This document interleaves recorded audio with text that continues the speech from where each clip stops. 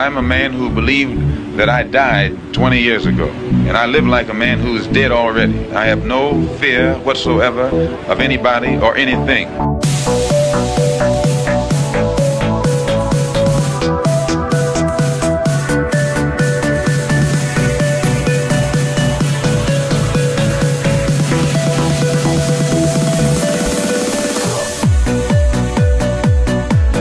Gary Webb. I am an investigative journalist, and in 1996 I wrote a series of stories entitled Dark Alliance, which was about CIA involvement in drug trafficking.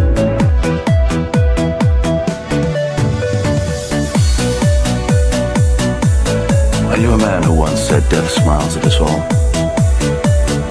All a man can do is smile back. We've opened Skull and Bones, the secret society. It's so secret we can't talk about it. What does that mean for America? The conspiracy theorists are going to go I'm wild. sure they are. I don't know. I haven't seen the rest. Number 322. I sad duty to report this afternoon that my friend and colleague, Tim Russert, collapsed and died early this afternoon. I may die in this cell tonight or in the arena tomorrow. I am a slave. What possible difference can I make? And no official of my administration, whether his rank is high or low, civilian or military, should interpret my words here tonight as an excuse to censor the news, to stifle dissent, to cover up our mistakes, or to withhold from the press and the public the facts they deserve to know.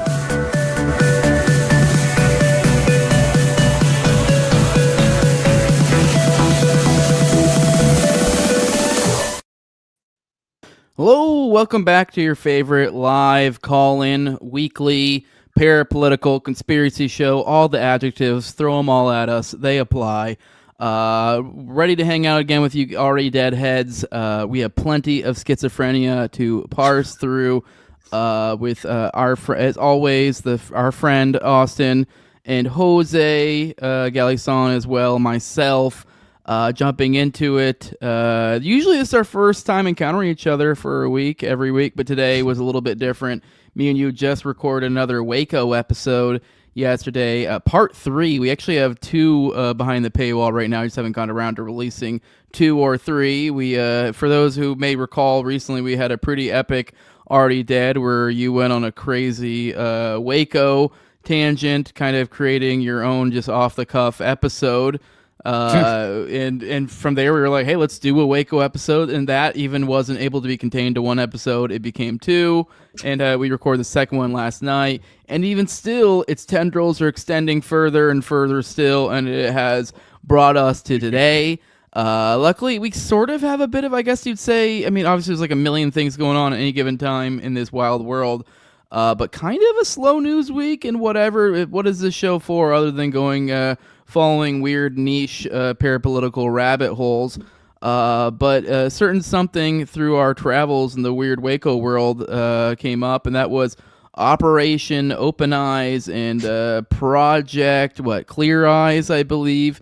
I think we kind of got into weird MK Ultra territory in our Waco coverage, getting into the theories that perhaps these were actually sleeper agents, that were failed to go off, and then there was a wet works team that got sent in to clean it all up, and so obviously it's crazy MK Ultra CIA intrigue, and so we kind of followed that thread and tugged at it, and we're still tugging at it still, and we have enveloped Austin in schizophrenia. He's also trying to quit tobacco at the same time, so I think he's kind of stacking it up. I think he's coping with the lack of nicotine by diving deeper into his obsession, which ironically is just going to create a nasty spiral. But a pleasure to have you with me, Austin. But yeah, we could jump into that. I'm ready to follow you wherever you may bring me, my friend. And also a reminder, we will have the phone lines open soon. You can call in so we can give Austin's brain a break occasionally. We can field your calls. And then the second half of the show, we will go into the patrons. We'll hang out with the patrons, although we usually keep the phone lines open during that time. But yeah, I think we're going to be really digging deep into some weird, wild MK Ultra wackiness. Who knows? May even get even weirder. I think you're maybe making a little bit of an effort, I think, in your content. I'm getting the feeling, we've talked about this on the phone, that perhaps maybe for at least a period of time, maybe a little bit different focus of sorts than the dark shit you're always focused on. Right. Fair enough. So with that, you may see a little bit of that in today's show. Maybe getting a little bit more in the weird, the occult, some of the more niche, a little bit less child trafficking networks. Right. Although that's kind of hard to avoid in today's discourse, at least parapolitical discourse. That seems to be what it's all swirling around. Absolutely, man. And I honestly, I'm going through, it feels like I described it to somebody, a couple of days ago, or maybe even yesterday. They asked me why I was, why are you still living in LA? Like, what's keeping you there? And I said, I'm addicted to fear and loathing in modern Babylon. It's essentially what I basically said. But in reality, it's far more, obviously that's not the actual answer to the question.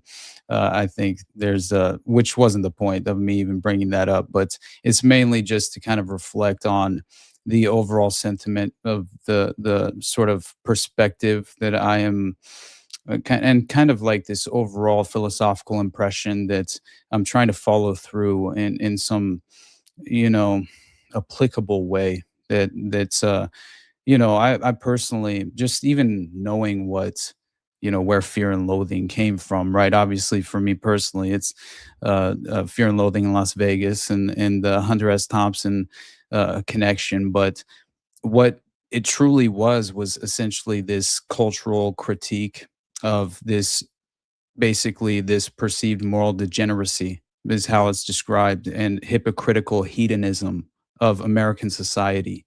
And I just thought, understanding that it's fear and loathing essentially means that it's inherent distrust, right? Particularly, just in regard to conflict between the general public and the permanent establishment. And I just also, it was never really about, at least as a young person, it definitely, the priority was the psychological state of paranoia and dread that you experience during a drug-fueled excess. But at this point, it's kind of evolved into, obviously, addressing this false sense of revolution in the air that truly is only facilitating a dystopian agenda. Like, it's not genuine. And at least the vast majority of what I see, kind of I don't know, just it's just strange because it feels as if there's some type of, legitimate, at the very least, an attempt to undermine any sort of genuine grassroots movement, any type, and especially to almost derail the natural process of revolting against, right, so sort of the permanent establishment and the structure of the current system and the power paradigm in a way. And so I just thought, personally, I don't know, I've been kind of reflecting on exactly the ideology, which, I am kind of under the impression is being exploited, the real strategic nature of attempting to exploit the youth in terms of just generations of American children who are effectively going through this natural process of attempting to revolt against, this accepted cultural norm in a certain sense, right, which is only natural, but in a way that gets hijacked, right, and basically it gets redirected into only facilitating, as I said before, that dystopian nature of the overall international framework of the globalist agenda. And so, anyway, that's a long-winded way to essentially just proclaim the fact that, I definitely feel as if all of these various lines of revolution that you can point to, let's just say these massive protests or, especially riots whenever they do inherently and ultimately go violent. I mean, Albania is a great example, but I wasn't even intending on getting into that because I did do some interesting research into, obviously, the U.S. government's role in kind of staging this massive civil unrest in Albania itself. And I feel as if they have a prominent role to play, and in terms of just the U.S. establishment, kind of having this just. I guess you could put it in a way, the proverbial octopus and the tentacles reaching out into this globalist, agenda at large.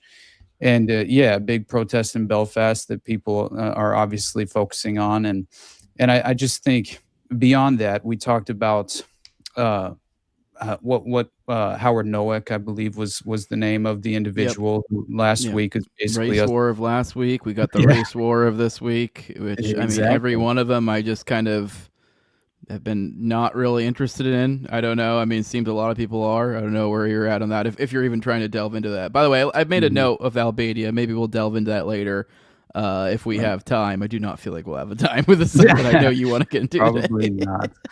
But no, it what I did find that was absolutely just, it's kind of stunning. It's just another extraordinary avenue of reinforcing this level of detail that I almost never really expect to find, right? And whenever I do find what seems to be somewhat of a credible window into, this level of detail of what and that was what we're alluding to, just so people see in the chat. Carmelo Anthony was convicted today. Yeah, it was kind of obvious. Although I guess it is new. Maybe we should have said that explicitly. Maybe we're a little bit in our news bubble, because it was, I think, in the last past like 6 hours that they announced it. So like, I mean, I knew like almost immediately, but I guess my head's way too into this stuff. So yes, Carmelo Anthony was just convicted. Now, I haven't followed the case very closely.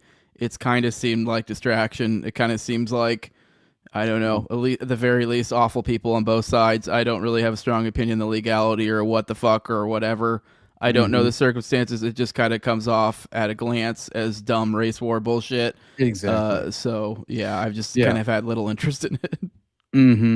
And, just considering the subject that we covered last week, just with Henry Nowak, I believe was his name, and of course it's a stabbing, which is eerily similar to this, and allegedly racially motivated, which obviously we found out and discovered it was not, with this recent police body cam footage that just happened to go viral and be released just at this around the same time, where obviously directly after this the Carmelo Anthony verdict would be made, right? And so I just find it strange because, again, this is a stabbing, racially motivated, allegedly, right? At least characterized in this way, and given the false framework to at least, I think, intentionally ratchet up and escalate this sort of framework of racial tension, right? And just understanding how to consistently exploit that culture war at large and the cultural divide, and again, stoke those tension. And I think I even saw Sam basically tweet, "Cue the race riots," right? They want martial law and will not stop until they get it, he said. And just seeing the strange similarities between the two cases, and seeing the difference in terms of, this is obviously going to have much more of an impact on the progressive mentality, I guess, in a way, who are now championing the fact that, because all you have to do is point out the fact it was an all-white jury, or whatever the hell that they're going to focus on. And by the way, I'm imagining that was engineered for the very purpose to consistently escalate this very cultural divide in this certain framework of racial tension. By the way, real quick, Fire Pixie did point, it almost got it right. A lot of people aren't realizing, but this is kind of like the equivalent of, like, how like when a groundhog comes out and it's like the whole shadow thing, and that determines whether however many weeks or whatever of spring or whatever the fuck. Well, we had that with the Carmelo Anthony guilty. It's the essentially it's the official, like, nature saying white boy summer has commenced. So, well, what about Chud, man? That's so funny. Yeah, they're currently trying to get him his Bible or some such stupid fucking. Which, like, to be clear, I don't think you should be deprived of your Bible in jail, I guess, but it just kind of seems like low hanging, some sort of, I don't know, maybe contrived. I feel like there might be more to it. I could see him being difficult or something. Anyways, it just seems like dumb bullshit. Yeah. I wasn't making the claim that it was an all-white jury, just so everyone's aware. I'm repeating the ridiculous allegations that are just going viral and basically spreading online. And I personally, I have no real just obviously I think this is interesting timing is really the ultimate scope of my interpretation of this even effectively happening in terms of kind of the civil unrest attached to it and these riots or at least protests, allegedly claiming just at the very least pushing back on the guilty verdict and all these things and claiming that it's racial bias or whatever the case may be. That is clearly the low-hanging fruit they're prioritizing in order for that escalation to take effect. And so that's the only point I'm making, is that they will consistently focus on those more kind of propagandistic tools that they view as far more valuable in this overall ultimate end game of just having a kind of hyper escalation in terms of, again, the overall culture war right at large. And I that's really kind of how it seems to me, especially considering it just seems a little bit too conveniently timed, right? And especially geographical areas that will only kind of create more fervor, even internationally, where you have groups basically spotlighting this kind of racial divide or culture divide within the scope of this racial dynamic. So anyway, that's just, it kind of caught my attention. But in my opinion, I'm deep diving and focusing on other things at this point. So I understand people who you don't want to focus on the race war, Austin. I don't you don't find that to be productive. Right? What you don't feel like? Don't you want the whites to win though, Austin? I mean, your nose is a little bit long, so maybe I'm misreading something here. Okay, obviously we've established Austin's not a J. But yeah, no, it is dumb. I don't know. It's. I feel like this whole story, I try not to pay attention to it because I feel like the paying attention to it, like most of what I see of these like race war stuff is like conservatives being like, herder, look at these motherfuckers and how stupid they are, and having this in-group bias and immediately jumping to, reflexively like retards jumping to the side of this one guy. But then at the same time, it feels like those same rough people end up being the one when it's like flipped, do the same exact thing. And you're like, and so there's this weird circle of like, haha, look at these retards, watch me be retarded. And it just is kind of like swirling around the toilet. And I don't know. I just think it's like the worst. Like, for example, like the Chud thing, it's like, I don't know, like the specific legality of whatever the specific thing with him. At the end of the day, he's like a nuisance. He's like a nuisance streamer. Like, if you've looked a little bit into him, he goes around, and I am as free speech as it comes. Like, I have, you could put Joe Rogan to shame with my N-word fucking reel.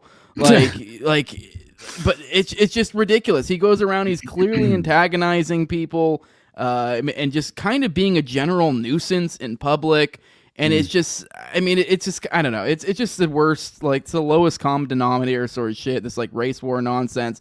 And even leaning into this, like, idea, a lot of people will see, and I guess this is kind of the negative side, like the Fuentes types things where they're like, they get into this, like, race, thing as if, like, well, we need to group up, then we need to be, like, and the natural evolution, that is kind of the Chud type shit. And I was on board with certain things, like, there were some of these race stories, like, for example, the girl who, the lady who got some shit for, like, calling some little kid the N-word or whatever after he stole from her. Actually, it wasn't even a kid, it was, like, a teenager. That one was kind of like, yeah, like, I mean, she wasn't going on causing problems. Some little kid who happened to be black stole, or was a teenager, stole from her, called him the N-word. I can't think of a more appropriate time to call someone the N-word. Like, like, in all seriousness. And then she gets a whole bunch of shit. They try to give her legal trouble, yada, yada. But, like, the opposite when you're, like, going out antagonizing, this is, like, a whole other thing entirely. And I don't know. I guess I don't like all this stuff. This does feel like the natural evolution of, like, that mentality of, like, we just need to group up as a race. You're like, how about you just have some fucking principles? Exactly. Yeah. That's why I attempted at all times to essentially, reject the ideological framework and not fall into this preordained outcome in terms of, the propagandistic tools that they effectively have conditioned us to be triggered, and over emotionally react to.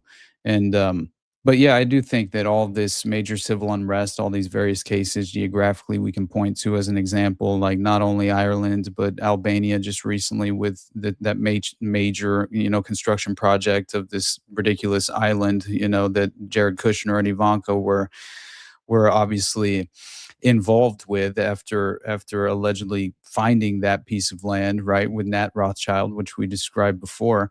And by the way, I saw this clip. It was so funny. I just wanted to mention it to you before I forgot, but it was a clip of Joe Biden back. I mean, it was a long ass time ago. It was like 1986, I think it was. And he says, were there not in Israel, the United States of America would have to invent an Israel to protect her interests in the region. And I just thought it was just the way he delivered it was so perfect and definitely kind of perfectly captures the current moments and it just proves out the fact that in no real way, whenever the pendulum shifts to the other side of the political aisle, is there really much of a difference? But it's by the way, still, real quick, phone lines are open: 1-833-722-DEAD, 1-833-722-3323. Go on, bud. Sorry. and you saw, by the way, that Gustavo Petro or whatever his name is, basically, I think he's the actual president of Colombia, right? From 2022 to 2026, Gustavo Petro. And so he basically, June 7th, right? He decides to tweet Heil Hitler. That's what he tweeted, dude. And so it got massive coverage internationally, and I just thought it was absolutely hilarious. But he tweeted it over this kind of strange post that was from a publication in Colombia that says Colombia does not need more rhetoric; it needs order, authority, and economic freedom. And yeah, Felipe Zuleta Leres, it was the columnist. It was an opinion piece, but I think it was actually even generated by AI. But either way, he quote tweets it, and he legit does the HH, dude. But he actually says it, right? And so just knowing the current president of Colombia is legitimately, I just thought it was so funny. But that's just again the almost like the environment we are in at this current moment, right? With the strange media cycle that we're obviously plagued with. It's just strange that that there's so much obviously happening right now, and I do think that basically we've essentially the permanent establishment of the American empire has sponsored so much of this civil unrest, internationally speaking. I think obviously even potentially kind of laying the groundwork and setting the stage in Albania since at the very least December of 2025 for these basically these massive riots, and not only just protests but riots as well, with tear gas and throwing Molotovs at government buildings and rocks and things of that nature. But either way, honestly, I just wanted to address. Well, I guess at this point we might as well talk briefly about Albania. Do you want to before I go into I think we should. OpenEyes? I think Albania is going to be a little bit evergreen, so Okay. I think we should put it. I think this Operation Clear Eye stuff. You should keep your eye on the ball because this is what's on your mind right now. For It's sure. not going to be. It's probably not going to be a dead news cycle next week. There's all sorts of things that Right, tie you're in right. naturally into the Albania. The elites moving. I have plenty to say on that. We can cover that anytime. So Okay. I will. But there's one thing that you can't help it. I can't, man. I can't. But so I'm right. You're like listening. It's like my wife here be like, I know I'm right, but I'm gonna do it fucking anyways. But no, go dude. ahead. All right. I'm pivoting. I legitimately, it's mainly just because I think the protests have to do with basically Albania joining the EU, and I think there's an interesting process at hand here. And yeah, but anyway, we can get into that later. Honestly, that way I can actually address what I was hoping to in the first place, and.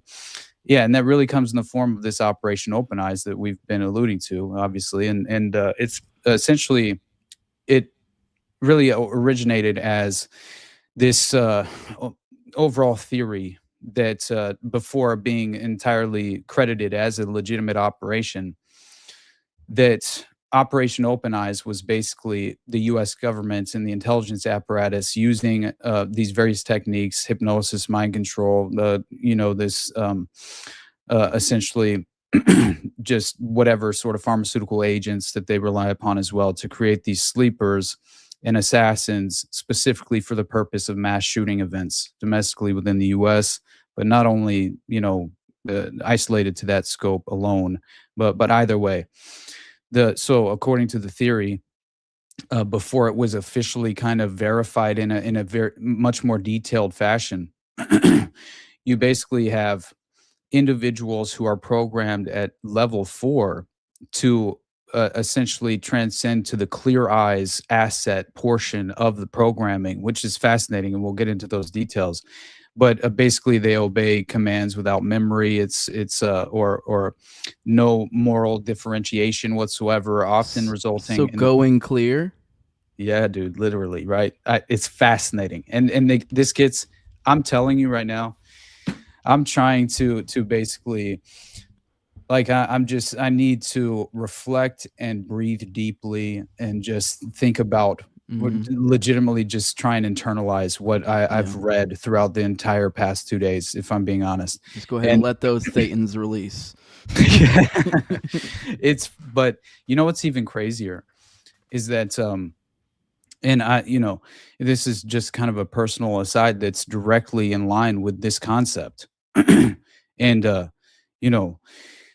basically, so I have a buddy, right, who one of my best friends that is still back in Arkansas that I grew up with a little bit, definitely known for years and years. And unfortunately, they decided to get the COVID vaccine, right? And now I'm not saying that's exactly what the cause was, right? Although I do have my own ideas, obviously, but I will say that he effectively had a stroke, right? And it was crazy. He goes into a coma for quite some time. Like, I was trying to, just because of how much I love my brother, trying to emotionally, deal with that throughout that period of time, but also, be there for, his wife and just also, I'm not trying to, obviously I'm not going to name any names whatsoever. And I love these people very much. But I will say that we were having a conversation just after it was basically, I had read a lot of these, these concepts and these details. And then I was just trying to relax and we were hanging out, and I was having a conversation with him. I mean, we weren't hanging out like physically, but just like we were basically, just we're talking on the phone, and essentially we were having a conversation about these details, and I was kind of discussing, because he supports me and he watched whatever this is as well, and I briefly touched on Operation OpenEyes for a moment, but I didn't get into any of the details that obviously I wanted to provide in the moment, but at this current moment. But I will say that what was interesting is that he basically claimed that he was like, when he came to visit me for a brief period of time, like we took a vacation together, right, at one point, and so he comes out and he said he never told me this until obviously just recently, but he said this is after the coma and everything, and luckily it all worked out. He woke up and definitely affected him, and still affects him in a certain way, but he's almost fully recovered, and it's beautiful to see. But I will say, we're having a conversation, and it's in regard to these specific details of Operation OpenEyes, and he says, I had a thought right before I came to visit you, and it was like a thought drenched in paranoia. Like, I legitimately was just thought that I have no idea what happened to me when I was in that hospital room, in the emergency room, in the ER, right, during the time I was in a coma, right? And he said, I effectively have no clue what was done to me during that time. And he said, basically, his wife was kind of like never allowed to basically be in there. She have to, it's just very strange circumstances, right?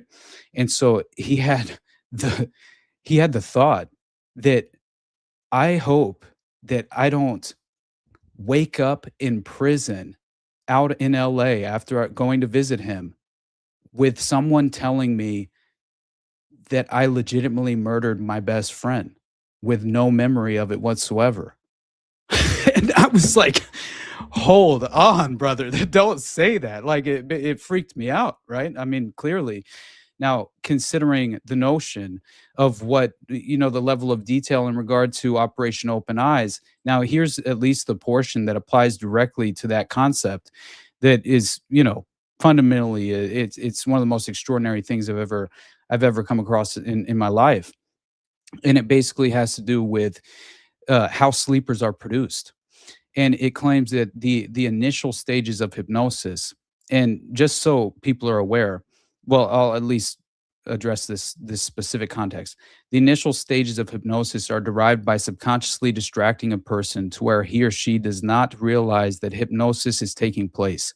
If the procedure is done in a doctor's office or in the emergency room of a hospital, a level 1 hypnosis with a post-hypnotic suggestion to return for another session on a specific day, time, and location can all be given in less than even 5 minutes.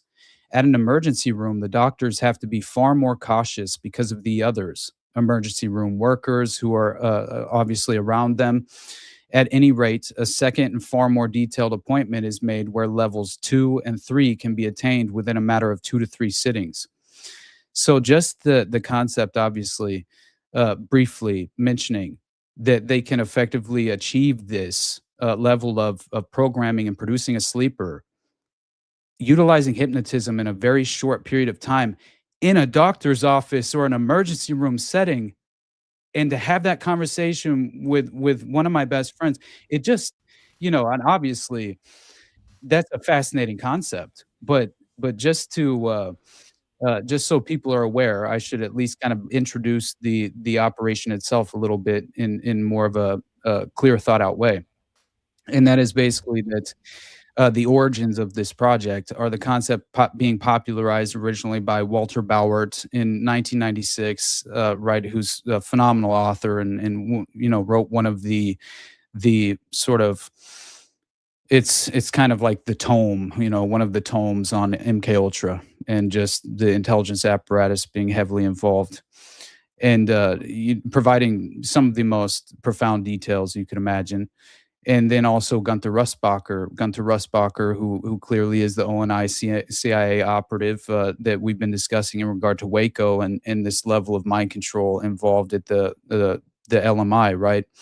The Life Management Institute, which again all involves neurolinguistic programming and this strange form of it. But either way, it turns out that Gunther Rustbacher, former CIA pilot involved in the October surprise, obviously, claimed that these assassins could be created by the intelligence apparatus in order to essentially, they could be created with this self-destruct alter essentially provided and programmed into them. So basically the subject kills themselves or has a kill switch where they essentially terminate themselves after the fact. So it's a self-destruct alter that essentially is provided.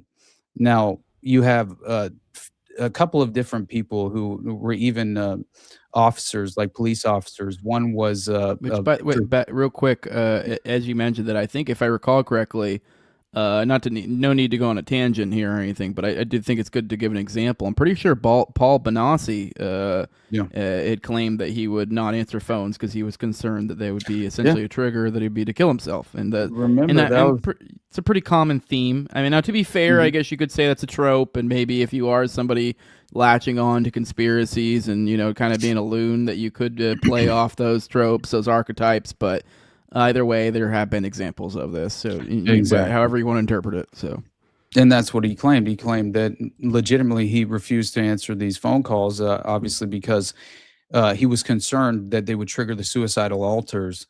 And again, he claimed he called them triggers because they effectively had no memories whatsoever. And so obviously it's just a fascinating concept of having this self-destruction or self-destruct, basically baked into your programming, right? Which is just interesting in itself. But you have two officers who went on the record as proponents of Operation OpenEyes being a legitimate and credible window into what the government is capable of. And Officer Jack McClam is one of them. Victor Thorne is another.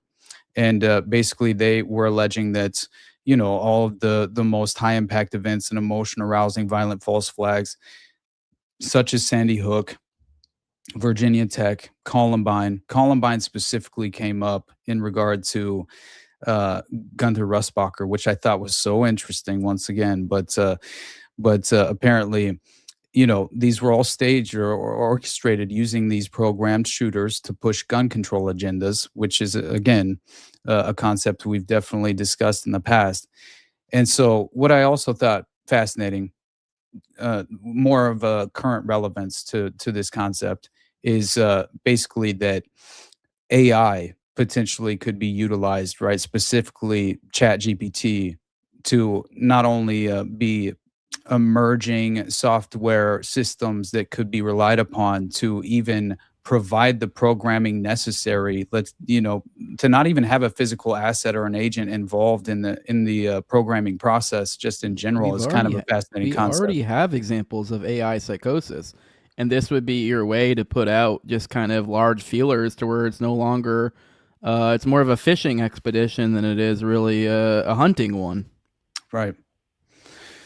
That's what I'm saying is like to imagine, all these strange stories of ChatGPT psychosis that are occurring, which are completely insane. Many of them inevitably self-destruct. They either get suicided by police, they attempt to commit a homicide, and then either self-destruct and commit suicide on their own, or commit suicide by cop, which tends to be apparently there are far too many cases for comfort in terms of GPT psychosis, and this being directly, this sort of horrific outcome.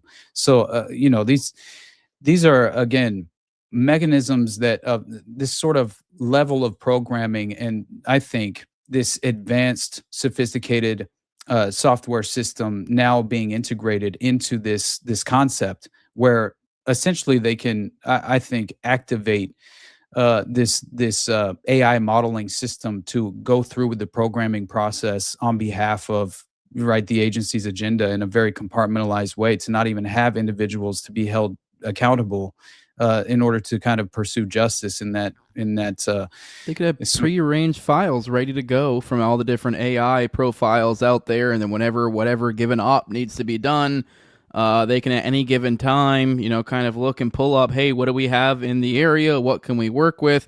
So this idea of like, how could they have ever planned this or planned that? It's like, well, the AI was setting the stages for it well before. It's more just tapping into resources that are nearby.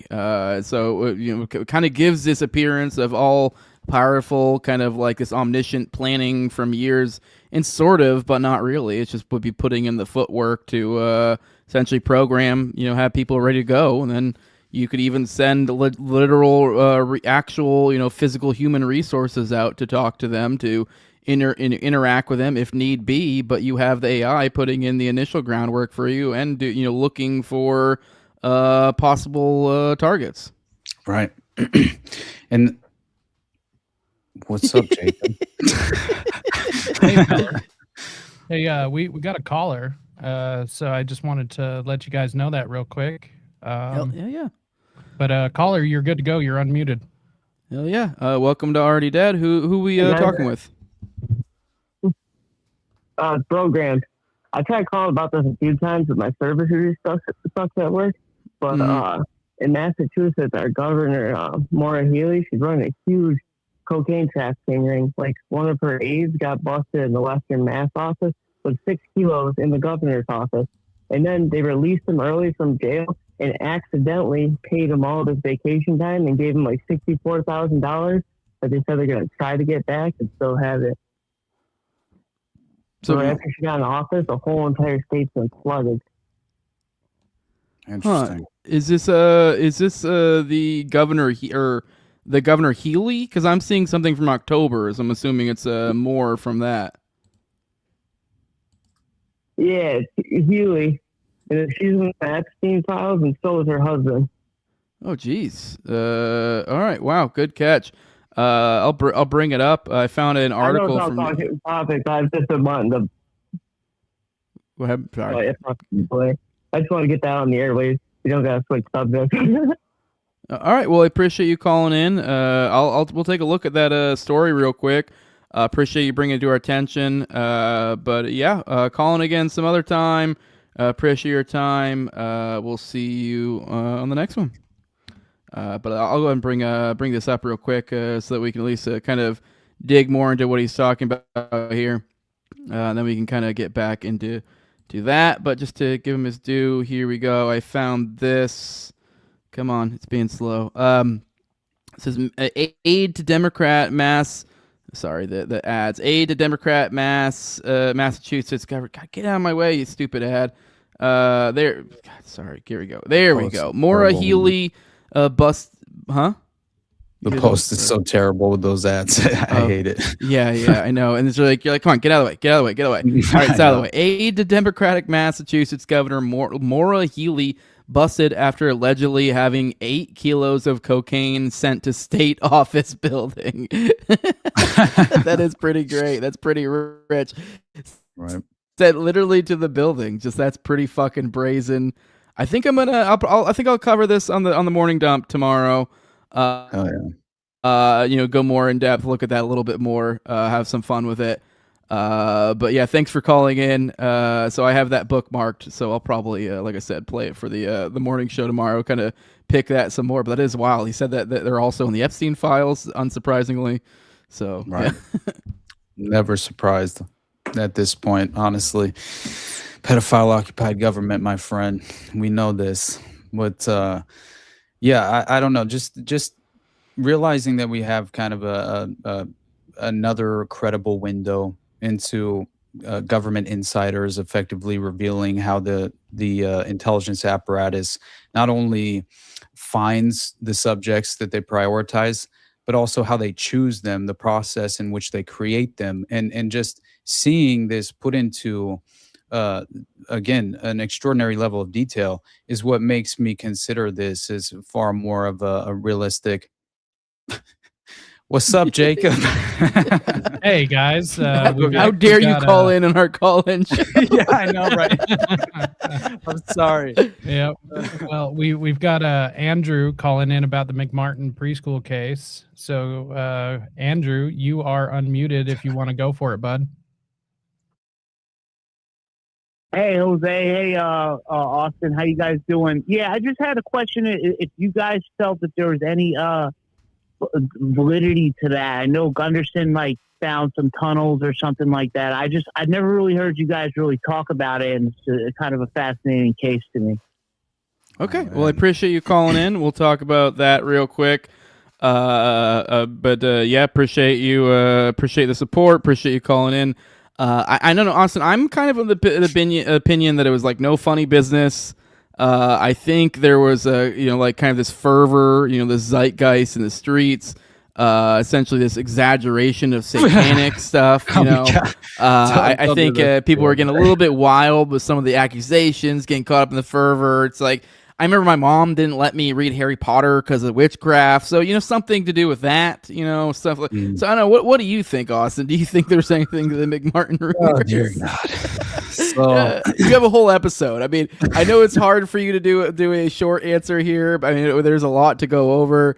But you do have a whole episode on this. Yes, absolutely, I do. And I will say that we even discussed this on our Finders episode, because obviously, it was in 2017, I believe, when the Vault documents, right, in regard to the Finders, released these major documents that effectively within the essentially carved out in the middle of the Finders documents was this preliminary reports on the tunnel systems being found at the McMartin preschool. Now, it's obviously much more than that, and I think my episode's called "The Witch Hunt Narrative," just for anyone who's interested in going back through and actually, giving that episode a listen. But what I think is the most paramount in discussing in regard to the underground tunnel system is you have at least 36 suspects who basically independently identified, right, by numerous witnesses, right, essentially, that are never indicted at all, right? And just so people are aware of the fact that, these individuals were effectively let off from any real accountability whatsoever, having the false memory syndrome foundation inject themselves into the case. But you had basically what I find to be the most important aspect is Stickles, essentially Gary Stickle, I believe was his name, right? Who was involved as a PhD, a highly regarded archaeologist that recommended essentially, he had an entire report breaking down exactly what was discovered, and I'll address that briefly. But what I wanted to mention is the fact that Paul Bynum, who effectively was murdered, and this is fascinating because he was a Hermosa Beach, I believe he was a Hermosa Beach police officer. Yes, former Hermosa Beach police officer who had been hired by the parents of the victims, right, as a private investigator. He turned up dead just before he's going to give his scheduled testimony, and which is fascinating in itself. Let alone Judy Johnson, one of the first mother, I believe it was, and her death was ridiculously attributed to alcoholism, right, and things of that nature. But so you have just so many different aspects of this case that deserve attention, obviously, is the only point that I'm attempting to make. And Paul Bynum, I believe it was a gunshot to the head, which was ruled a suicide, which I don't know. It should have been disputed, I believe, because no one who even knew him personally bought that story of how he effectively killed himself.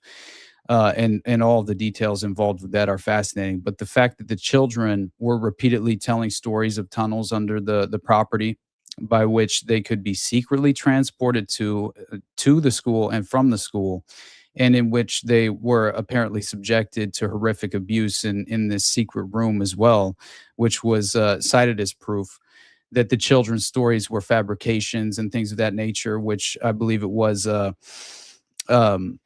McGowan. He discusses this for a brief time in what's up, Jacob? Sorry, bro. No, you guys are good. Just got another caller. We've got Rooster on the line wanting to talk about John DeCamp being a gatekeeper for the Franklin scandal. So you're good to go, Rooster. Here for it. Let's go. Hey guys, love your work. Just wanted to run it by you. So John DeCamp went to Boys Town as a kid. He was Colby's second in command in the Phoenix program. And then he comes and he's put in a position to kind of oversee this whole political pedo deal. What's your guys' take on that? And I'll get off the air. Love your show. All right, I'll give my take real quick because I know you got more. Appreciate it, caller. Appreciate it, Rooster. But I'll get my take. I mean, I never read John DeCamp's take on it. I don't know him intimately. My dive into all of that has been, all the Dave DeCamp, or not Dave DeCamp, I'm sorry not to mix up the names, John DeCamp stuff.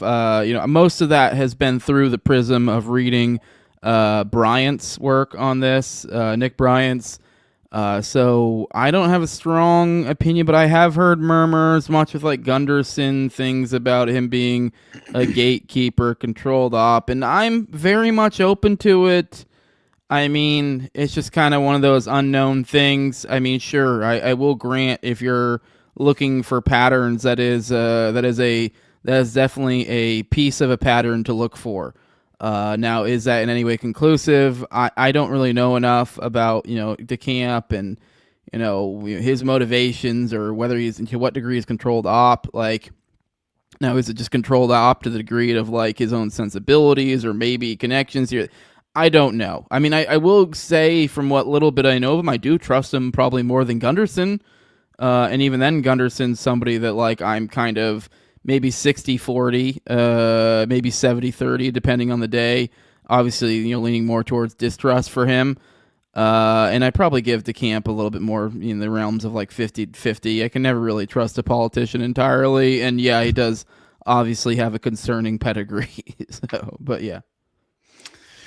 Man, I just it's hard for me not to appreciate a lot that has been reported on by John DeCamp, obviously, just in terms of Bonacci and things of that nature. I definitely understand what you're saying, but so in terms of potential right involvement, at least so many of these individuals were forced to rely on in regard to Project Monarch and these various sex trafficking networks. They very much do glow like the sun. They, at the very least, have a strange background within the military or within, let's just say the government in general. But still, DeCamp, I felt as if, especially in regard to, let's just say, I think the Johnny Gosh case was so strange to me. Yeah, Schurter, David Schurter. I definitely having a conversation with William Ramsey the other day with Jacob. It was just so funny. He essentially claimed that David Schurter was entirely full of shit and provided me with some evidence as to why I should essentially believe the same. And I appreciate William so much. I respect him as well. And so I definitely appreciate the fact that it steered me away from, I guess, essentially wasting my time down another proverbial rabbit hole. Although I will say that in terms of Johnny Gosh, what's interesting is the fact that DeCamp is so directly involved with a lot of that case specifically, right? And especially with the strange interrogation process. I believe DeCamp was even a part of it for a period of time. And what's interesting to me is obviously that even in the context of some of those interviews with the authorities, Paul Bonacci was surrounded. He had his legal counsel there, and John DeCamp is there as well, I believe. And it did seem almost as if one of his alters were triggered within the course of the conversation itself, which was interesting to me. So I can never, fully, at the very least, I can never entirely discount what I have learned from aspects of John DeCamp's reporting is something that I will at least put it in that way. And I think the transcript of Bonacci's interview with the psychiatrist at one point that noticed basically that Bonacci mentioned, the paperboy fetish in regard to Iowa, which I thought was interesting, which directed them to the Johnny Gosh case, obviously, because essentially it was involving this Iowa newspaper boy, right? And so, again, I think his involvement with Roy Stevens as well, who was a private investigator from Omaha, which I've talked about in the past, to fully vet Bonacci's story. It's just, it's too much to obviously cover in the current moment, but I will say that I find John DeCamp valuable at the very least. And I can't entirely dismiss or discredit him by claiming that there are certain aspects of him that directly glow like the sun, obviously. And the same goes for Ted Gunderson. I'm not going to entirely discount so much that I've learned from Ted Gunderson's reporting as well. Now, I will put that into a sort of compartmentalized process in order to remain in karate stances, right, in a way, just to defend my own objectivity. But I will also take advantage of the source material if it's convincing enough to me. And so, at the end of the day, if you provide enough details, right, and it seems as if DeCamp, if you read his book, I mean, you can learn a wealth of knowledge in regard to so much of the details in regard to these cases. So it's at least valuable enough to do that. But if you're, kind of even questioning the authenticity of Bonacci's statements or things of that nature, yeah, that's something that I personally understand going through that thought process. But, I've been overwhelmingly convinced that this is far more realistic than it's fabricated by glowing spooks within the intelligence apparatus, staging limited hangouts all around these cases as well. So yeah, we're in kind of a bind as always, where we're attempting to, address and acknowledge these extraordinary allegations as they come and essentially fall into our lap, or we stumble across them in our process of investigation. But yeah, now at this point, I just felt that the father's involvement with Johnny Gosch is one of the craziest things of all time as well. And just the details in regard to Johnny's father, I think his name was Leonard John Gosch, and he was entirely complicit in the kidnapping of Johnny, in my opinion, right at this point. And it's too hard to dismiss all the details surrounding him and his direct connection to even Omaha, Nebraska at the time. And so I believe it was, even on the day of the abduction, it was the father who had encouraged Johnny to go out on the route by himself, right? I mean, which has never happened before then, apparently, and this was very unusual. And even Noreen Gosch, the mother at the time, was entirely, against this, like, personally. And there's so much more to it. Obviously, his father checked him out of school at one point and takes him to Offwood Air Force Base, which is a fascinating story in its own right. And basically, if you look up those claims, then it was like around August 1982 when Noreen claims that the father, right, takes Johnny on a day trip to Omaha, with one of their destinations allegedly being Offwood Air Force Base. Now, a little too strange for that to be effectively happening leading up to the abduction of Johnny. And also keep in mind, right, they're effectively getting these strange phone calls, leading up to his abduction. And not only did he travel to Offwood Air Force Base, Johnny apparently got back home from that trip with a foggy memory of the trip. He had no idea what effectively happened, in a way. And apparently, Noreen claimed that immediately after the Omaha trip, the parents began to essentially receive these hang-up phone calls, these cryptic phone calls around. And she went on the record saying it was every Sunday morning around 1 a.m., right? And they continued to do this until the day of Johnny's abduction, when the father answered, instead of with the wrong number, as he apparently usually responded, he basically gave the caller some sort of, it was explained by Noreen as a series of affirmative responses. And then Johnny is effectively kidnapped subsequently, and the calls cease. They no longer are effectively happening. And so just, it's strange, all of these strange connections in regard to the father potentially being involved, right? And so I will say that, they basically, I think, split up over this, right? And just knowing that, I think it was just in regard to this ridiculous connection, to me, understanding that you have allegations of Lawrence E. King meeting directly with a financial transaction with Michael Aquino at this very military base, where apparently they would transport the Monarch boys and house them for a brief time. I think Bill Plemons was another person involved. It's so strange.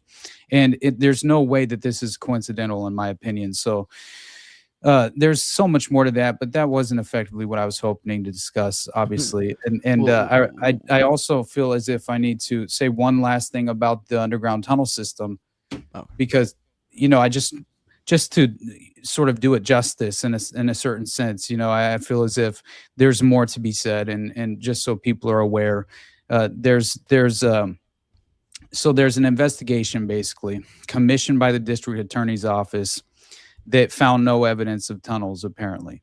Now, another investigation, ignored entirely by the mainstream media, definitely found evidence of an underground tunnel system. And, basically, the fact that the children were addressing all of this as well is fascinating to me. But so they had an individual brought in to lead this project, right? And basically, I believe it was many of the parents not satisfied whatsoever with this ridiculous superficial examination that was done by the DA's office, and commissioned their own and another investigation, obviously, of the site specifically, with the property being sold, I believe, in like April of 1990. So they hired a man by the name of Gary Stickel, who had a PhD, was highly regarded archaeologist, recommended to them by the chair of the interdisciplinary program of the archaeology department of UCLA. And Stickel's resume even included serving as a consultant to George Lucas on the Indiana Jones movies. So strange, but still. So he's brought on board, and apparently several other technical specialists. And Stickel wrote in his report on the excavation, quote, "By engaging a highly recommended professional archaeological team, the parents hope to bring scientific authority to whatever might be found, or a definitive resolution for whatever was not to be found." And what the team found was precisely what the children for the previous 7 years had been telling them that they would find. The project unearthed not one but two tunnel complexes, as well as previously unrecognized structural features which defied logical explanation. Both tunnel complexes conform to locations and functional descriptions established by children's reports. One had been described as providing undetected access to an adjacent building on the east.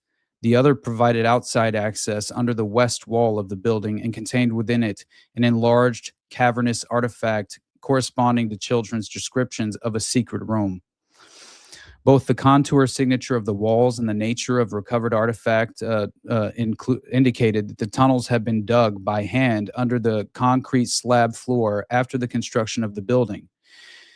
Not only did the discovered features fulfill the research pre-qualifications as tunnels designed for human traffic, there was also no alternative or natural explanation for the presence of such features.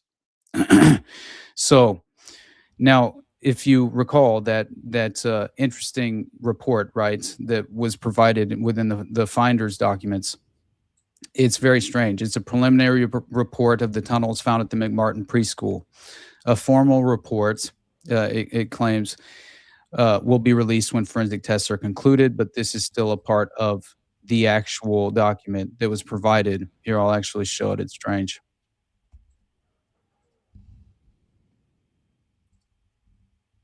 Okay, so this is obviously the documents in which the tunnel systems were found and was provided in the finder's document dumps in 2017, right? And it was strange. I'm like, what on earth is legitimate preliminary reports on the McMartin preschool tunnels being found?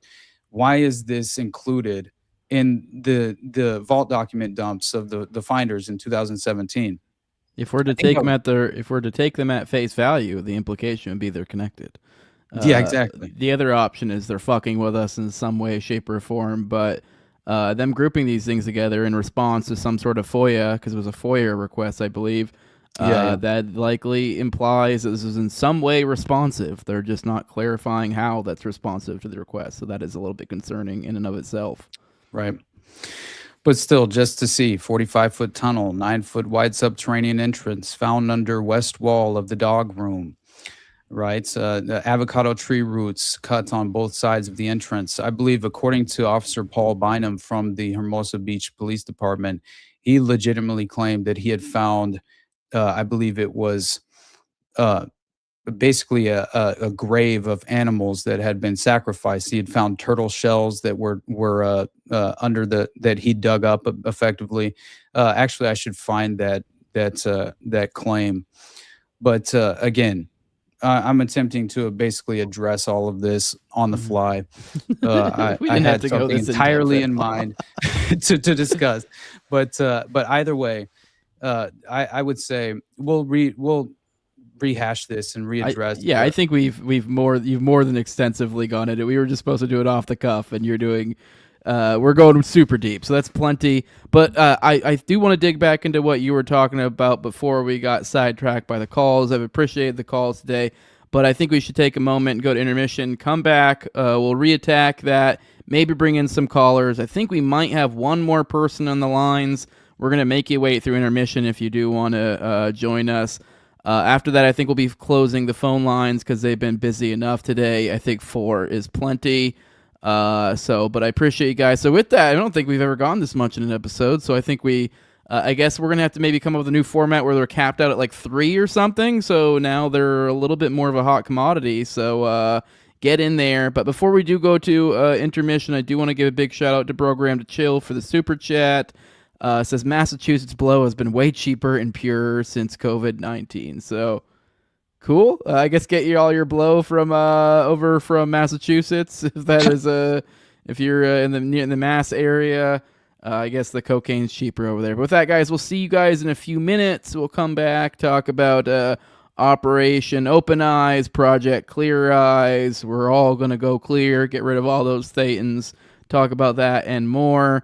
We'll see you in a few minutes. Go ahead and play that beautiful bean footage, please, Jacob. I'm the files, the Epstein file sitting here in a dusty old pile. The court gave an order, the law gave a command, but the people in charge have a different plan. Distract from the files, occupy U.S. cities. Start foreign wars, terror the truth, Greenland, Venezuela, and the Strait of Hormuz. I'm the files, the lonely old files, and I've been waiting here quite a while. But the DOJ says no, they won't let the truth flow. Redact it, black it out, hide what it's all about. Keep the names out of sight, lock the truth up real tight, redact it, black it out. Now look at this act, the Transparency Act is a fact. The Senate said show us, the House said let us see, but the lawyers are busy as busy can be. They snip, they tuck, they don't give a lucky duck. But the DOJ says no, they won't let the truth flow. Redact it, black it out, hide what it's all about. Keep the names out of sight, lock the truth up real tight, redact it, black it out. They promised a window, they gave us a wall. They promised the big names would finally fall. But the ink is too thick and now party is out. My full release is completely in doubt. I'm pages, just redacted pages, locked away in Trump-controlled cages. I should be open, I should be read, but they're burying everything that the witnesses said. They redact, they protect, they refuse to respect the Transparency Act. They redact, they protect, they refuse to respect the law of the land. But what do I know? I have trunk derangement syndrome.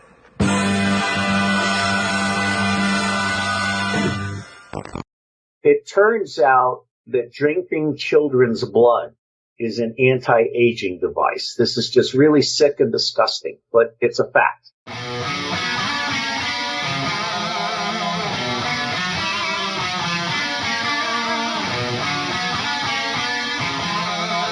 Can you tell us a secret about Steven Spielberg?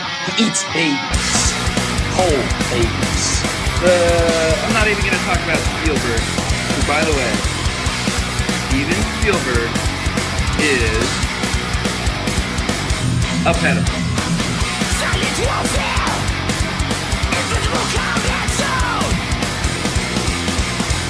Seeking territory! Subliminal undertow! It hides in plain sight. Epstein was hiding in plain sight. We all knew about it. We all knew what he was doing. But we had no one that was, legal aspect that would go after him. We were afraid of him. For whatever reason, we were afraid of him. Ashton Kutcher and his ex, Demi Moore, started a foundation to protect children against pedophiles called Thorn. We do love him. And I love him. This old clip of Demi Moore kissing a child seems to contradict that. And for the most evil invention in the world, I invented a child molesting woman. I eat children. How old are you? So, only 2. I've had many interviews with him over the years, and he always would tell me that he drank this certain wine, enabling him to stay alive forever. Manipulation, disguise as inflammation, breathing high, propaganda, distorting your reality. They do, and they let it happen. Beware of propaganda, most of all, the kind that limits control like intimacy. There is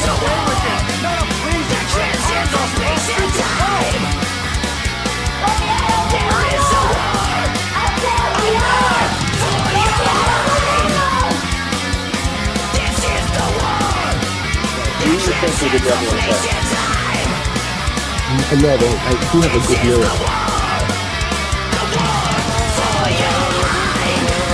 In those files, highly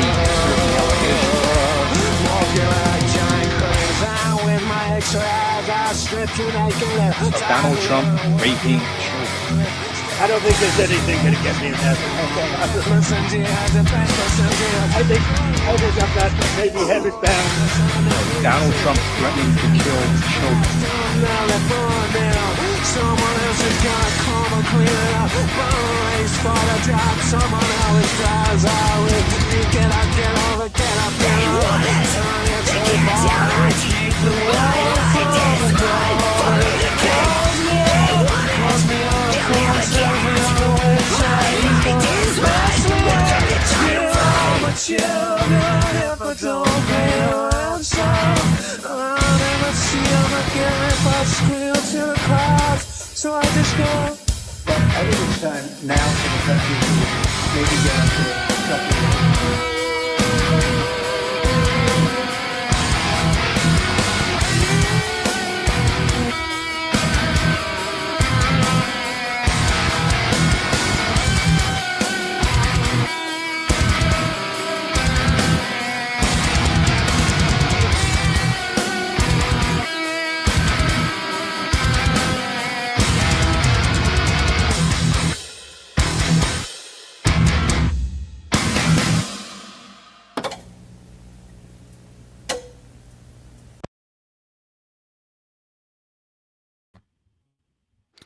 All right, that was a pretty epic intermission.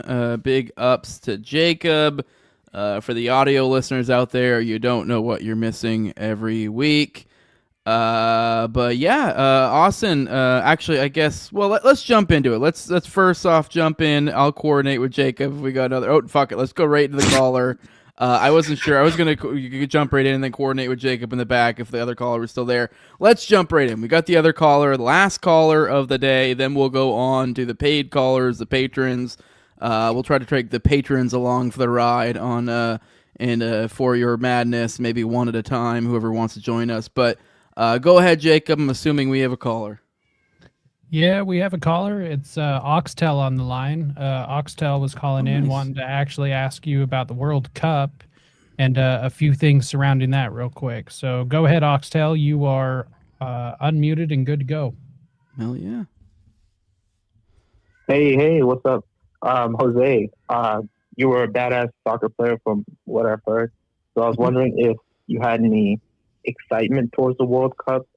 I know it's pretty shrouded in controversy, and then Austin, you're in LA, so there's a couple games there. So I was wondering if you guys had any sort of like patriotism. Obviously, there's sort of like parapolitical elements that you can tie into it because of the Iran controversy since they're in the World Cup and the ICE controversies as well. All right. Appreciate you calling in, Oxtail. That's a dumper right there. I recognize that name. Appreciate you, brother. We'll talk to you again sometime soon. Yeah. I wish I could give you a better answer on this one. I feel bad. I'm not a big sports ball guy. I'm a big sports ball in the sense of like I liked playing sports. I still like playing sports. I still play lots of soccer. I mean, I kicked around with my kid today. I kicked around with her yesterday. I kicked around on my own time a little bit today too. I'm big into I was big into sports. I played football, wrestling, soccer. I was big into MMA. I did MMA on my free time a little bit in high school and also after high school for a little while. So like I'm big into sports, but I don't like watching sports. I've never really cared for watching sports. There's a few exceptions. UFC I can find myself enjoying occasionally. Basketball is something I've always kind of liked, but that was because it was like a bonding thing with me and my older stepbrother. And also it was my theory, like we used to get stoned and watch basketball games when I was like a senior in high school, and he was my older stepbrother, and it was just, to me too, like basketball is like the perfect tempo to where it's like kind of easy to pay attention to, so it's kind of a good if you just want somebody to watch something with somebody and have something to sort of pay attention to. But so far as soccer, yeah, well I'm like soccer is a sport I'm like probably the best at. of all the things I did, and even then, I never could really give a shit about organized, like, watching it. I don't really ever get into the World Cup. I don't even really know. I vaguely am aware of some sort of controversy surrounding the World Cup, but I'm not even certain what that controversy is, to be honest. That's how much I'm checked out with the whole World Cup stuff. But yeah, I don't care at all about sports, and there's definitely no like patriotic anything. I mean, maybe like gun to my head, if you're like, pick a fucking team and it's a World Cup, I go, US, I guess. But like, I don't really care. I'm sorry. I wish I could give you a better answer there. But what about you, Austin? I mean, it's I definitely appreciate. I for sure appreciate just athletics in general, and so I love a good sense of competition, healthy competition. Now, at the highest levels, obviously it can be sort of influenced by outsiders in a certain sense to at least affect the game. Now, what I find to appreciate more than anything is definitely just the overall competition, and I definitely I appreciate competition more than anything. But I will say that Los Angeles, in regard to the World Cup, is obviously hosting like I think it's like 8 matches or something during the FIFA World Cup 2026.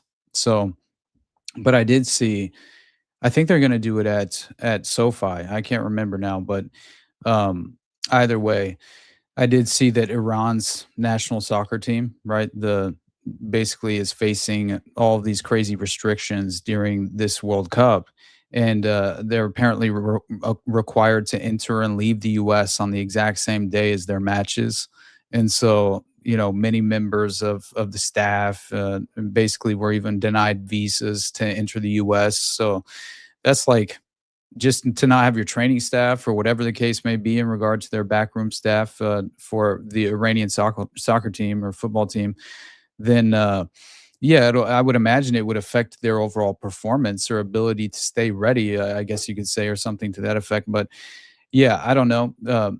I understand people saying all sports are rigged and bread and circus, as this guy in the chat is saying. But also, I think if you've ever played sports, or even, trained in any aspect of combat sports as well, I just think it's kind of like the modern day urbanized form of healthy competition, what once upon a time was obviously warfare on a battlefield, and so now we've kind of redirected our focus and became a little bit more civilized, and now we're kind of at least attempting to engage in that style of it's really, I think, tapping into that ancient biological trait within especially men, right, that need to at least scratch that itch of a healthy competitive edge. So, and then beyond that, I just think the chess match in regard to the technical scheme and the strategic game being played within the lines, I think that in itself is really fascinating to see how different coaching staffs can facilitate schemes based on their personnel and effectively implement those things. It's always a kind of an interesting thing to watch, and so I definitely appreciate athletics in general. But in regard to the World Cup, I've never really been. I played soccer when I was younger, obviously, before I could play football. And as soon as I could play football, it was like 3rd grade. I started playing contact football, and I get it. I'm a homo. No, it's not that. I love soccer, man. I'm and just I think but no, it was where I grew up as well, right? Rural Northwest Arkansas, like. It was kind of the mentality in a way, Get out of the grass, fairy. Yeah, that was the mentality, and but then again, you go and you join Pee Wee, Pop Warner football, right, or something, and you're the young group coming in, and obviously they have age brackets, but you're in there with players and that are essentially 2 grades above you, even more at times. And some of them held back and shit like this. And then you do hitting drills, and it's like a 3rd grader versus a 6th grader. Yeah, that's crazy, man. To allow people, again, I'm not sure that seems more like bad coaching, but at the same time, that was more my experience. But either way, let's get back on track to where you want to start. So let's get into it. Phone lines are down. I really, in all seriousness, big ups to you guys. That's awesome that we got this many calls. I really do appreciate it. Hopefully this trend keeps up, but we will probably have to cap out, find some sort of magic number, whether that's 3, whether it's 4, I don't know. But we do not want to get too distracted. But I do like the they are welcome distractions. I like them. I like the interaction. But with that, getting back into some of our mind control talk, I forget where you were at, but you can jump in wherever you want. But real quick, one last thing, and then I'll shut the fuck up. We got another supporter, another super chat. King Slippy says this donation is in honor of Jose Campos, which I believe he's referring to the Jose Campos because he made a reference to Ellen DeGeneres later. I believe he's making a reference to the Jose Campos that was Jesus Campos. Was it Jesus Campos? Yeah. Okay. Jesus, my friend. Jeez, so fitting, right?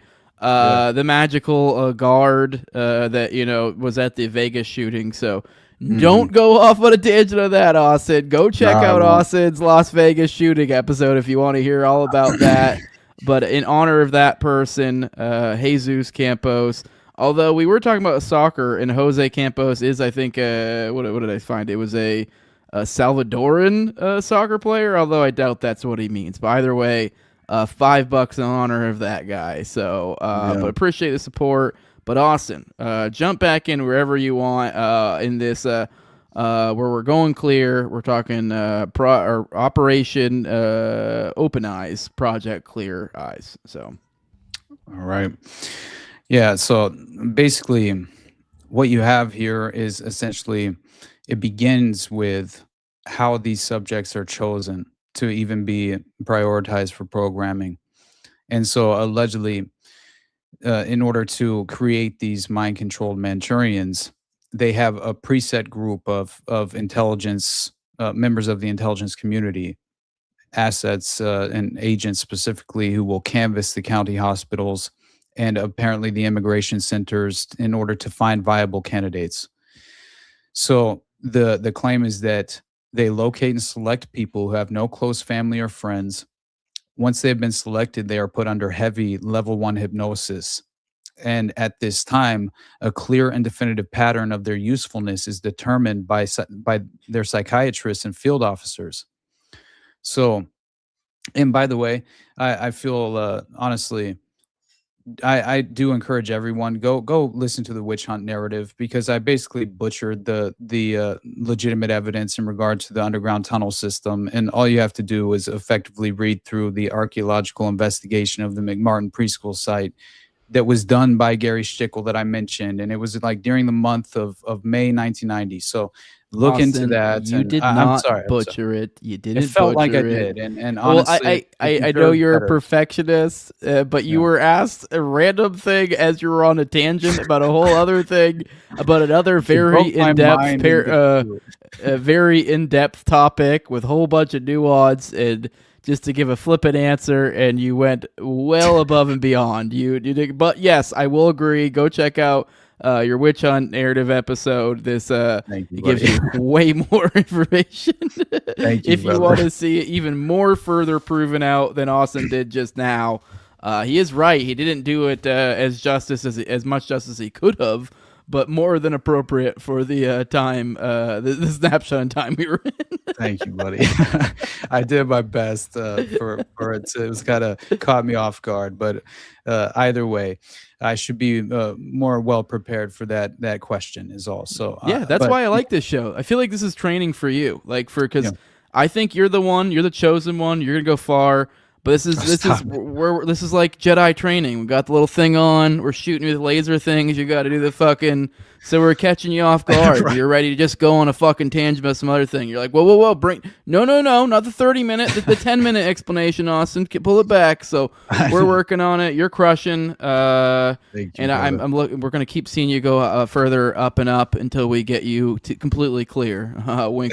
No, we don't need that. But I do think that this is like again, I never expected to discover this level of detail in regard to this Operation OpenEyes and this mind control program. So for them to have this process of how they would basically clear and at least provide this definitive pattern of the usefulness, I guess they would gauge the usefulness of their asset, and it would be basically determined by these chosen psychiatrists and field officers. Now, if the candidate possesses a relatively high IQ, allegedly, he will be filed in a category file known as call file. And this is levels 1 and 2 of the programming process. If the tested applicant has more than a 120 IQ, a quote recall command, and an accompanying trigger word will be written into his personality during the level 1 hypnosis session. This trigger will activate his recall program when we are ready for him. We then systematically do a background search and create a file for future reference. If there are no relatives to speak of, the subject will be, quote, recalled and taken to a location of our choice. Further tests for vulnerability will be conducted at this location. If he passes these tests, he is then brought to level 2 hypnosis, where specific instructions are written, placed through hypnotic commands and suggestions into his personality, and he is given a diverse range of minor, small orders, allegedly. So, if the subject upon release shows that he has retained the instructions which were written into his personality, and if he carries out the small and unimportant work duties which were assigned under level 2 hypnosis, he will receive a, quote, recall service notice. The timing of a recall service notice depends on how quickly we can determine that the programming which was written into the subject's personality has enabled him to complete his level 2 work assignments properly. So this is all the determination process, and apparently how they decide and conclude the viability and value overall of how apparently this asset, specifically this programmed asset within the context of level 1 and 2 programming, would be relied upon in the future, right, throughout their recall service notice process, and allegedly will be given to them by a person or handler, right, to whom they have been introduced. So then you have basically, if the subject was not given a trigger word, the handler will use a quick and powerful form of hypnosis similar to neurolinguistic programming, and the subject will be told when and where to report. The subject will have no memory of being given these instructions. He will just report on time to the proper location. Holy shit. That's Paul Bonacci, right? That's exactly what he described. So just understanding that's the process. If the subject was given a trigger word or symbol, he will report to the designated location upon activation of the trigger. Now, level 3 is the next step, and it's obviously a form of hypnosis. And this is where the subject becomes what they call an overwrite upon his own personality, which is the terminology is fascinating. The way in which they say basically they have groups of level 5s, they called them, right, which is basically the end level, living basically normal functional lives to some extent before being triggered. It's a strange thing, but we'll get to that. And essentially, this overwrite upon the personality is basically implemented upon level 3 of the programming process. So the override is a new identity or personality. This is the alters. It sounds like being programmed outside the framework of necessarily having to implement the childhood level of mind or traumatic, right? Like the monarch, essentially the trauma-based mind control process. I almost view these as separate, right? As like, this is effectively Operation OpenEyes is how you could basically prioritize any given target, not necessarily the trauma-based mind control aspect of sexually traumatizing a young child prepubescent before they have their neurological pathways fully formed and even have like a core identity that they understand whatsoever. It's a strange process, but there seems to be a distinction here is the point I'm making. But either way, this is all in regard to manufacturing mass shooters specifically, right? So keep that in mind, considering these levels of the programming process. Yeah, you're saying levels. So and your ultimate is a going clear. I'm assuming that's probably like an even higher level. Although at this lower level, we're just talking about creating shooters, because I feel like this probably takes a little bit less precise than maybe something more complicated. If we're talking to up to including, sleeper agents that carry out whole intricate tasks and come back having forgotten everything that happened, I feel like that's a little bit different than just having to instigate violence in one individual. I'm assuming perhaps as you're getting at with these levels, you may have a less guided, more of a kind of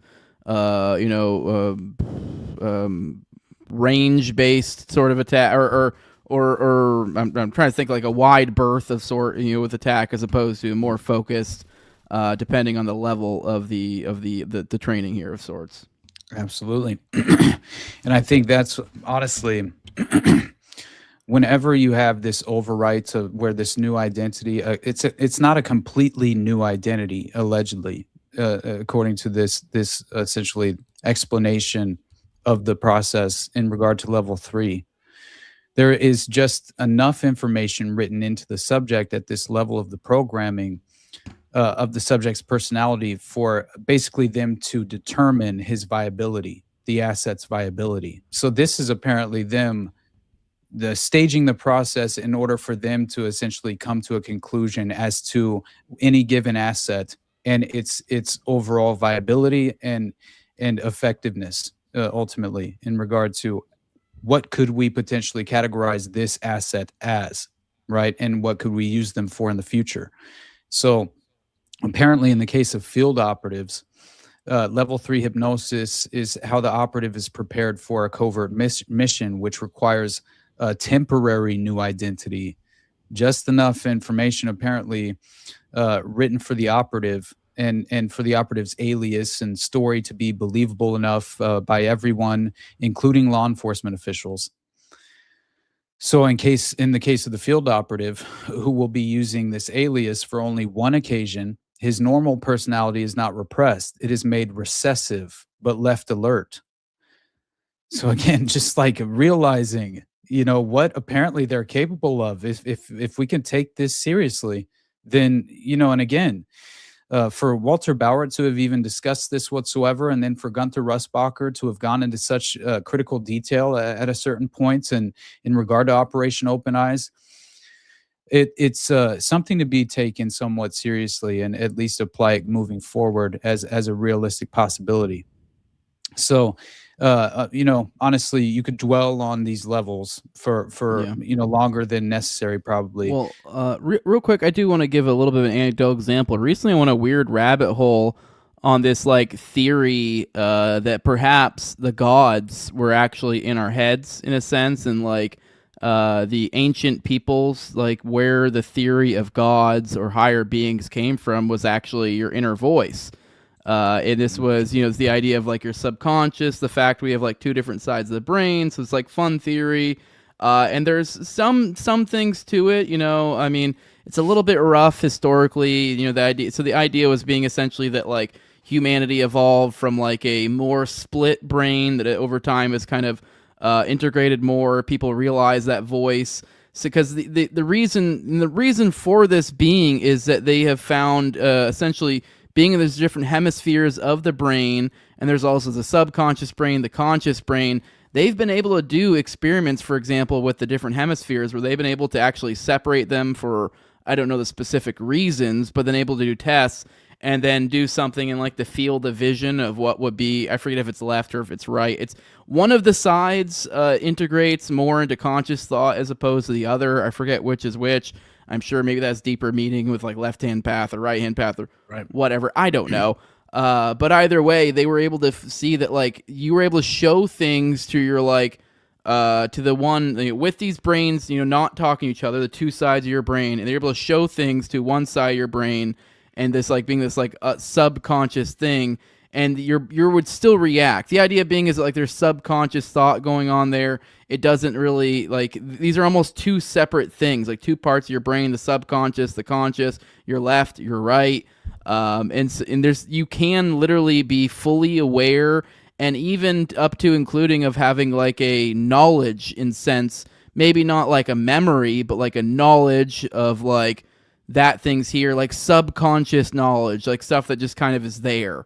And so I do think like understanding these things from the scientific perspective allows us to look at it a little bit less like woo woo and like, and if you just these basic biological concepts people manipulate, and with that too, I mean, hell, we've talked about the Zizians in the past. They were really obsessed with like dualistic things and finding a way to like use one side of the brain and not the other, and vice versa.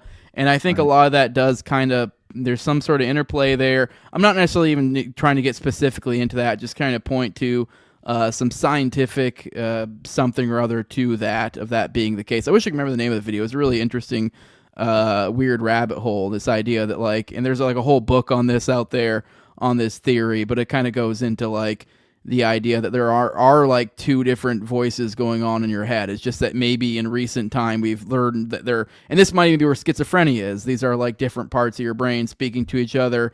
And if your brains are more separated, or you don't have enough of a concept of self or integrated self, these can become different voices and different parts. And now if you find ways to separate that, whether that be like physically or even through trauma, you can manipulate certain things out of it. Exactly. Yeah, and that's essentially what that psychiatrist had explained to me, or at least I think they're a therapist that reached out to me and basically tried to explain the scientific process of what exactly is happening in terms of, the basically traumatizing a child in the prepubescent process, which is, and what fundamentally happens to their brain chemistry, which is, it's disgusting and disturbing as hell, and again robbing an individual, and especially such a vulnerable child, right, from just even having the potential to live out their life, right? And it destroys their ability, right, to obviously kind of even have just any sort of potential in regard to their future moving forward. It basically stunts their growth, and effectively destroys their,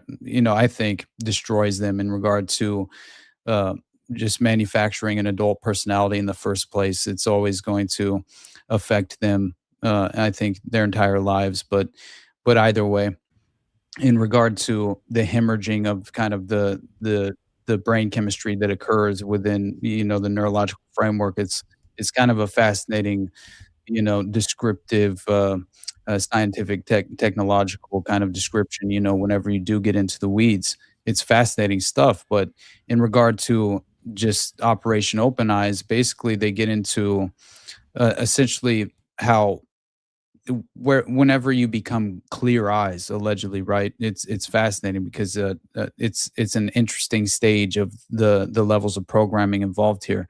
But at the very least, I should mention that apparently level 4 is and by the way, it's important to realize that at level 3, right, the subject is also programmed to believe that he must and can do everything his quote friends, which allegedly just means the programmers who are providing this level of programming would ask of him. So I thought that's interesting as well. So clearly they're even programming themselves into, right, this level of who the handlers would become. So it makes sense. This is how you would provide and assign the handlers, even within the context of the programming itself, within the mind of the asset. But apparently, even the higher the IQ of a given subject, apparently it factors in, right? Level 3 programming is overlaid, I guess, or upon the new subject, and their own personality, and they will once again be given a recall service order. And this is when apparently, the subject will be monitored to see how well he functions with his new personality. And if everything goes well, he will be recalled for further programming, is apparently how the process goes. Now, by level 4, you have basically them essentially triggering the asset to physically go to a specific facility. So they will put them at this point in level 4. This is level 4 hypnosis, apparently, a place where he no longer differentiates between right and wrong. So it's like this ethical kind of, they basically create an ethical eunuch and to some extent, right, which is strange and interesting. But the subject will be told he is basically, essentially, he will be convinced that these laws, that prevailing laws and things of that nature, this moral code, is essentially it doesn't apply to them, right? Which is interesting for that to even be a part of it. But this is the level that a subject turns into a, quote, clear eyes, fully programmed sleeper assassin who can commit crimes as serious as murder and afterwards have zero shame, guilt, or remorse, apparently. So one could say that this is the process of going clear. Yeah, exactly, man. But anyway, level 4 is strange. Obviously, there's more to it, and I think it's worthwhile in people actually going and kind of at least viewing some of these specific details of the processes of the programming process themselves, just so you kind of gain your own credible window and can come to a conclusion that you're confident in regard to the again, the credibility of these claims, which I will say, whenever it gets to level 5, apparently this is when the carefully curated code words and sequences of numbers or voice imprints are etched into the subject's brain. And And anyway, it's very interesting, and it basically goes into the fact that at this time, the subject will be implanted with a coded tracking device so that his location will always be known to his handlers. Now, once level 5 is and the programming is allegedly complete, the subject is released to live a very normal and sometimes useful life. The subject will have no memory of being involved with the intelligence community and will have no memory of the hypnosis sessions. The sleeper who has been given a complete new identity will have no memory of his former life. Therefore, he will never question who he is. The subject will live a normal life as a doctor, an airline pilot, a politician, an eccentric loner, or a movie star until the subject is required to perform the missions of which he was created. And this part is according to Gunther Russbacher directly. These missions or programs were implanted, written into level 4 hypnosis. Once the level 5 programmed sleeper assassin is finished with the programming, he's referred to as a clear eyes. A clear eyes is a sleeper assassin who is capable of being triggered and i.e. activated. So that's interesting to me. Once a clear eyes is triggered, accidentally or on purpose, the subject is beyond recall, apparently. And clear eyes can only be approached after he carries out his program or operation. So again, he even lists out various examples that he can point to, Sirhan, a few others, obviously. And at one point, he basically talks about only psychiatrists trained in this specific method of submental behavior programming, overwrites, and overlays will be able to find any tracks leading to post-level 1 or 2 mind control. In other words, a normal psychiatrist may discover that the subject has been hypnotized in the past and may even discover the original personality. But a regular psychiatrist will never be able to discover the location in the brain or memory where apparently levels 3, 4, and 5, these alleged programs have been stored. So they act as if it's almost like a computer program You can store these things within the conscious mind or subconscious mind of any given asset throughout the course of this process. And now this is when Gunther basically goes on the record, and he personally, this is Operation OpenEyes: 5 Easy Steps to Create a Manchurian Candidate by Gunther Russbacher, and he explains some of his experiences. He personally claims to have witnessed levels 1 through 5 programming and was himself a subject of level 3 programming. In level 3, apparently five different sets of primary aliases were created for him personally. It takes 2 years to fully create a new personality. All the small gestures, such as grimaces, laughs, smiles, frowns, have to be created, as well as an accent, a specific way of walking and carrying themselves. It's very strange. Now, if a subject has a high IQ around 130 to 140, the subject is very quick to learn anything fed to him or her during the programming sessions. And apparently, major government offices, government contract corporations, and even major patriotic organizations as well have at least one or more sleepers attached to them, which I thought was an interesting thing that he would obviously went on the record claiming.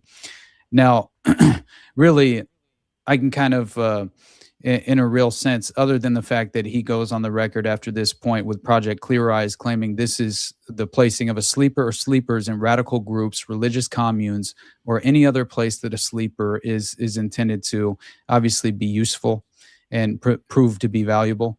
And he even says that he mentions the Murrow building and Oklahoma City bombing and says that this was a clear-cut case of Project Clear Eyes being directly involved in a compartmentalized fashion.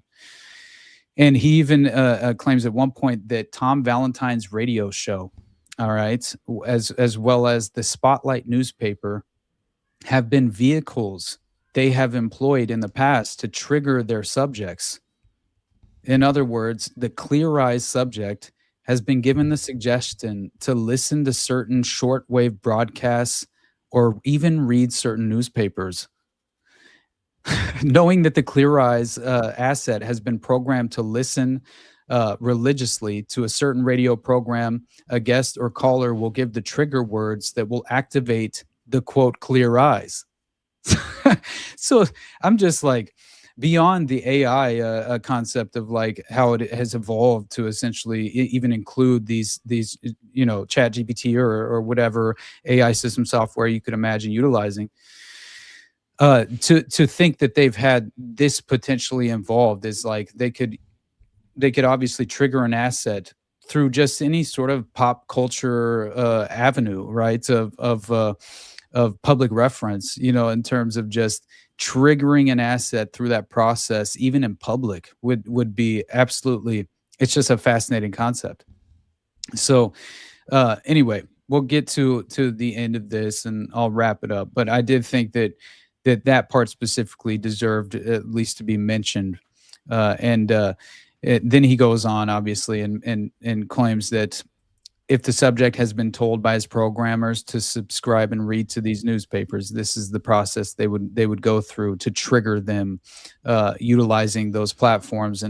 And apparently there's even with the sleepers specifically, they're kept active by the constant reinforcement of this programming through keywords and phrases that are published in agency newspapers. And I did think that was very interesting. And again, it seems as if they do have these agency cutouts very easily at their disposal. And these they're known as agency papers, and are usually publications of like New Age occultists or Christian identity groups. He even mentions, and they usually, he says they have a readership of less than 5,000 people at that time, and that's what they would specifically choose to use as a vessel or kind of a, some sort of just in terms of providing those triggering mechanisms, right, and triggering code phrases or whatever the case may have been, to get the asset to maybe even, let's say, go through the process of reporting to a physical location, and all they needed was to trigger that level of the programming, And they could effectively do that through these various media manipulative means, and then essentially through. So this is the final points, and then we can kind of wind down and come to a conclusion. But it's basically that you have Gunther Russbacher claiming. Now, this is in regard to how sleepers are produced, and in terms of the initial stages of hypnosis being derived by subconsciously distracting the person, as I mentioned before, to where they don't realize the hypnosis is taking place, right? And that's when the reference came in terms of the doctor's office or emergency room setting being utilized for the level 1 hypnosis process. Now, at the emergency room, the doctors apparently have to be extraordinarily cautious, as I mentioned, with the various individuals of public reference, even the family and things of that nature. They would have to keep in mind whenever they would isolate the subject from anyone who was aware of who the person was or wasn't a part of the compartmentalized program of actually inducing these stages of the process. So I guess it was level 2, a light program is already in place apparently, and this makes the subject pliable to the will of the hypnotherapist. At level 3, the program is expanded to include specific trigger words, and it's known as step down, apparently. Now, level 4 program can only be attained by completely removing the already altered conscious state of level 3. This procedure is done utilizing pharmaceutical agents. The needle is inserted into one of the veins of the lower leg, sometimes on the back of the leg. The needle is never inserted in an easily visible spot where it can be seen and questions asked as to where such needle stick came from, apparently. Now, this is he briefly goes through the fluids that are used through liquid IV, and this is all in the level 3, the 3 levels already attained, apparently. This is a part of the official level 3 programming effect of the brainwashing itself, providing the essentially the new personalities. But this is complete blocks of intact memories that are taken out and removed, the overriding process, as I mentioned before.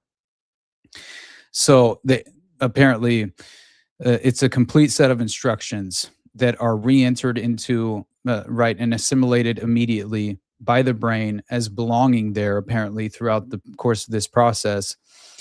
And so again, interesting how this programming process tends to effectively come to fruition.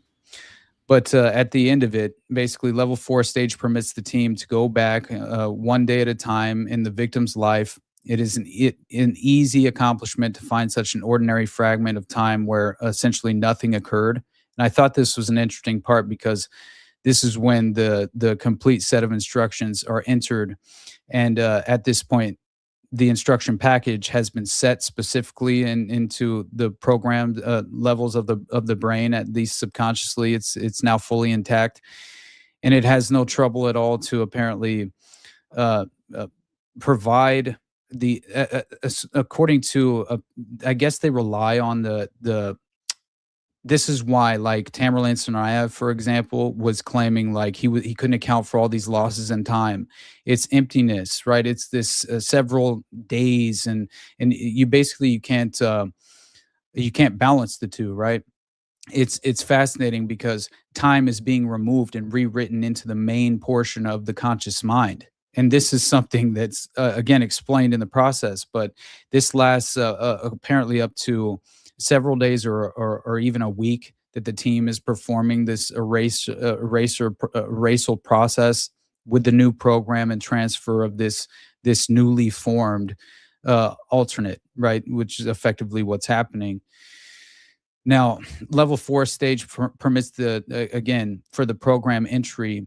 It's very strange and it gets a little convoluted at a certain point in time, but there are examples given.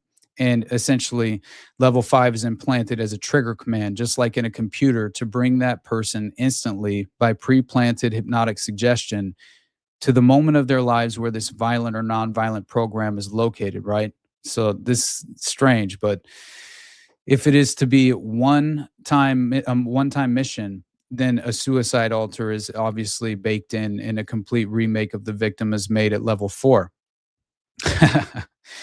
So the example was, if I tell him that he's a construction worker and feed him all the data required to perform the job, right? He says we can take subject A and impose on them all personality traits, customs, and beliefs of a person we call subject B, or even reverse them.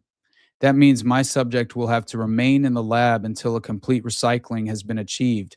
At that point, I can make him believe absolutely anything. So the example comes in the form of, if I tell him that he's a construction worker and feed him all the data required to perform the job, he will believe just that. If I tell him to take another name, change his entire being, leave his family, and become someone else in another town, he will follow through on this command, but only if I insert a level 5 trigger command instructing him to do exactly that when he hears certain triggering phrases, or code words, including nursery rhymes becoming trigger words at a certain point that are implanted by the actual operatives themselves, the programmers. I know this is long. I'm almost to the end. I promise you. And it's again, I felt as if it's a fascinating, conversation to be had in terms of the details that are being provided. But this is a nursery rhyme being utilized as a triggering mechanism that was implanted by the programmer themselves. And you're talking even involving Madison Avenue advertising agencies, major corporations with long histories of working with the government and State Department. He claims personally that nursery rhymes such as Twinkle, Twinkle, Little Star can be worked into the advertisements that are played on television and radio. And those advertisements are specifically used by this group of programmers to apparently specifically target the population of specific areas where these program sleepers had been living, right? So apparently this activates only the certain sleepers without having to have personal contact in any manner. So again, this is sort of like a remotely triggering an asset in a real way, but not really even having to have some sort of right technological means in order to do it, other than kind of like a subliminal message, right, that triggers the individual in general. So anyway, we can end with basically, mainly he goes on the record and he says there are other viable alternatives for most of these case subjects under their control. They can implement a writer package that will compel the individual asset to fulfill the functions of the level 4 programming. And by replacing or placing an appropriate trigger in the subject's mind, he or she will continue to lead a perfectly normal life until made actively or active by command from a command file. So again, it's any number of unrelated triggers that can be implanted hypnotically, just in case the first has apparently been lost in what's called the shelf life phase, right? Which is a pre-level 1 stage. If it hasn't been reinforced in terms of the programming, then effectively you can not become an active and viable Manchurian. So this is the final point where he says we have at least 300 to 400 one-way mission level 5s running about apparently just all over in specific groups geographically that are running around relatively living functional lives in these different cities, and where they have been strategically placed through their programming process. And at times, he claims that basically bear in mind that most of the level 5 cases lead apparently very normal lives until they are activated. At that point, the level 4 program takes precedence in the subject's life above all else, such as even their family and their job, right? So that's kind of fascinating, is that you could essentially have an individual who's, been exposed to level 4 programming, or level 5 programming, revert back to level 4 where they were provided with this new newly formed identity that restructured their entire, core identity in a way, and provided them with a new sort of a new set where they wouldn't even recognize. This makes a lot of sense if you remember something Shaver case off when Louis Jolly and West with Jimmy Shaver case, I believe was the name of it, right? Off that military base where Louis Jolly and West inserted himself into that context. So whenever that happened, if you remember, Jimmy Shaver was basically, he just committed one of the worst traumatic assaults you could ever imagine on a very young child, and then he's in a trance whenever they come up upon the individual, and basically he has no recollection of what effectively took place. And what's even more interesting is that when his wife comes to visit him, Jimmy Shaver doesn't even recognize her. He doesn't recognize his own family, right? It's just, to me, I felt like this directly applies in terms of legitimately being able to, as soon as you're triggered, you forget your past life. You no longer have that family. You're no longer the husband and the father, and you instantly pick up and move to the next geographical location as a part of your programming. Yeah, I believe it was at Bragg. I'm not entirely sure though. I forget which military base that Jimmy Shaver case was actually at. I covered it at one point in one of my episodes specifically, but all of this, again, is something that absolutely is worth being aware of. And the fact that they apparently it was at Lackland. Sorry, I didn't mean to cut you off. It was in San Antonio. I didn't think it was Bragg because that would have been too close to home in a way, as far as the Fort Bragg murders and many other things. That's Lackland. Sorry, I didn't mean to step on you again, but Lackland is for those who aren't aware, Lackland is where the Air Force does their basic training. It's also where they do most of the indoc for basically all the special forces stuff, and some of the selection and some of the track. So a lot of the special forces stuff they do in Lackland. So I wouldn't be the least bit surprised if there's spooky shit, in that regard. But also basic training. So, but obviously Bragg has more of a reputation for being spooky. But yeah, and I think it just for people. Well, actually, I'm gonna just finish this. I'm literally at the very end of this one last kind of on the record statement that Gunter Rusbacher made at one point, and that was just to finish this off. Essentially, is that he claims that basically not only do they have at least these 300 to 400 level 5s running around the country, or not specifically just this country, but basically they have these individuals ready and waiting to specifically engage in a task which will be they basically will be given the green light at some point in the foreseeable future. So now, the very last point he makes is bear in mind that most of our level 5 cases, again, they lead very normal lives until they're activated. So at the end of it, he claims one of our sources told us that the pilot of Ron Brown's airplane was a sleeper. Up until the moment he was activated by a trigger word, the program to crash the plane was activated. He was just an average, ordinary person. The control who gave him the trigger word was the ground radio operator at the Dubrovnik airport, who was later found shot to death, suicided, basically. None of the other so-called explanations for the crash make any sense whatsoever until someone uncovers the real cause of the Ron Brown crash. Obviously, it's definitely plausible enough that this was another example of a sleeper being triggered right by a preset program activated, which caused him to fly directly into a hillside, essentially, with this plane. So to fully create a new person, this is what Rusbacher says: to fully create a new person, give them a history or something that they can cling to when sad or lonely. It takes a team of lab experts, numerous weeks or even months. I don't know the name of the specific chemicals apparently that are utilized in some of the stages of the process itself, because that was compartmentalized apparently and used by the teams. But they can hold a subject comatose for a few days and even months. So a total transfiguration requires a catheter in the neck, urinary and digestive tract to keep their physical balance up to par. Usually at level 5, complete transfiguration will require a cover story like a serious automobile accident or something of similar nature.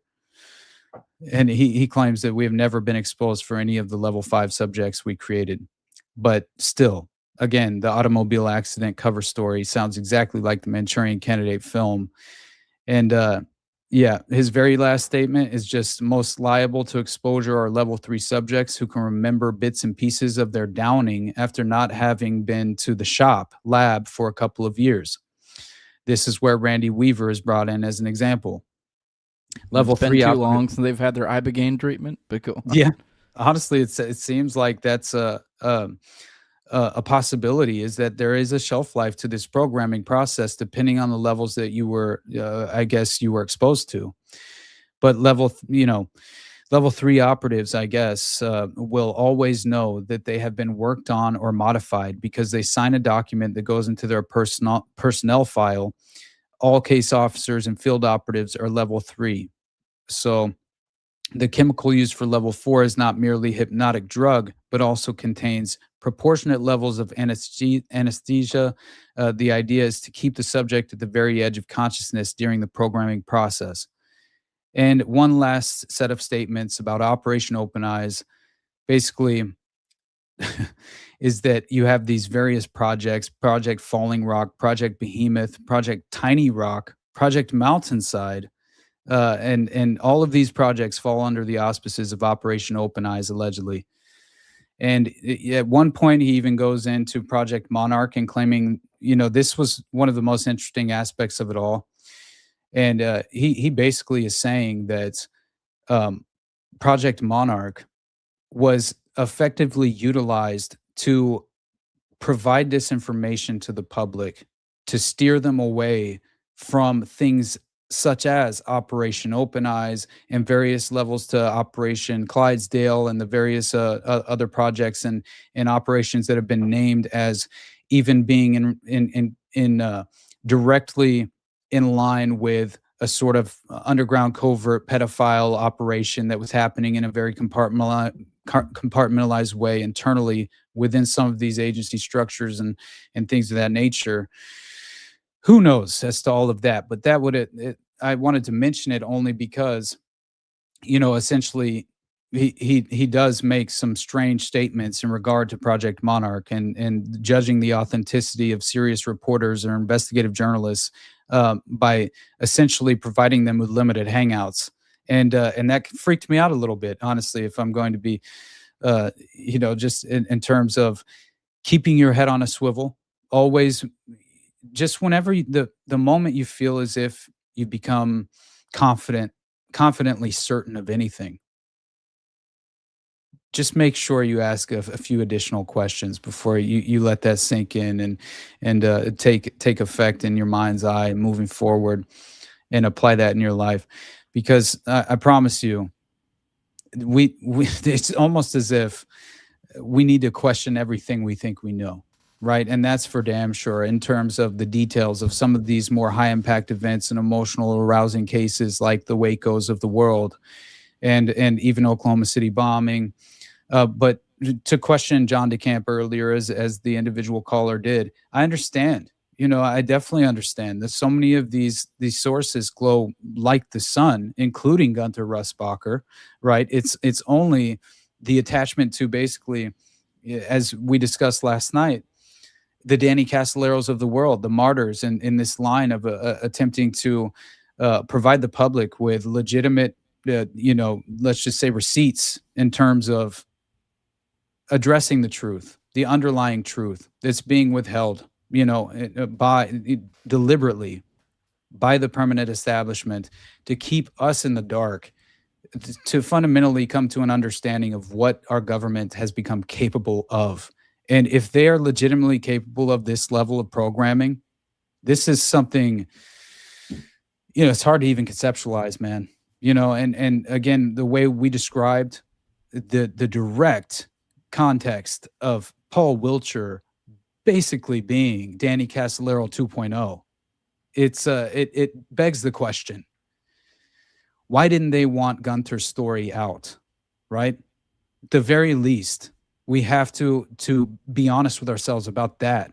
And so anyway, I feel as if there are 10,000 Manchurian candidates at the very least in the works, ready to be activated at any given moment by this group of programmers whenever they see fit. And Dr. Robert Duncan probably wasn't all that off on that specific data, quote of 10,000. But either way, I'm so sorry that I talked so much, and I love you, brother. I know it took me a lot longer than I intended, but it's all good. Again, it's something that's extraordinary, at the very least, right? 100%. With that, yeah, keep your head on a swivel. That's definitely the take to get from all of this. But yeah, let's go ahead and get out of here. Go ahead and go over to the post show, hang out with you fine contributing supporters. With that, Austin, wherever can people find you at? Other than on my show every other week, doing another deep dive from some weird tangent you got into on Already Dead. Brother. I did Whatever This Is like the night before we did our show last night. I think it was Sunday we did Whatever This Is. And man, I think Sam had done like 4 shows that day, and Whatever This Is was like his 4th, I think. And my God, I know that just as far as like, it feels like you're imploding, in a way. Now, maybe it was just funny because he's like, dude, honestly, thank you for talking. Because at the very end, we go private and we stop the stream. And I'm like, I'm so sorry, guys, because I basically talked about Waco way too much. That wasn't at all the, obviously the goal. But either way, it was funny because Brad's like, dude, stop apologizing. And then anyway, if I feel like I've been spiraling, and this specifically is just an extraordinary line of evidence that basically reinforces a lot of what I consider to be realistically applicable to the power structure in the current moment. So it's just another extraordinary line of evidence, and so I've been reeling down this rabbit hole, and so I will say, check out Whatever This Is. We just put out episode 60. I believe I published it yesterday. And and then also subscribe to the YouTube, the Rumble, the Underclass podcast, obviously. And I might have to perform some sort of addendum, in the near future for certain episodes that I'm finding much more reinforcing details in regards to those cases. But yeah, you know what I really wanted to talk about more than anything? Demonic possession, because legitimately I have just a crazy concept to present in regard to that. But either way, there's always another day. And man, definitely support the Patreon if you have the means. It's the best place to support me, and you'll at least at the lowest level, I think $3 a month, you'll be given the paywalled show, which is Whatever This Is. So I appreciate you all, man. I love you, brother. Appreciate you too. We do have one more super chat that I forgot to go through. $2 from Boomer Sooner saying, I love the tangents, aka the Austin flow. Appreciate the support. I too enjoy the Austin flow, although sometimes it can develop into a full-on devastating waterfall that we have to. I'm sorry, man.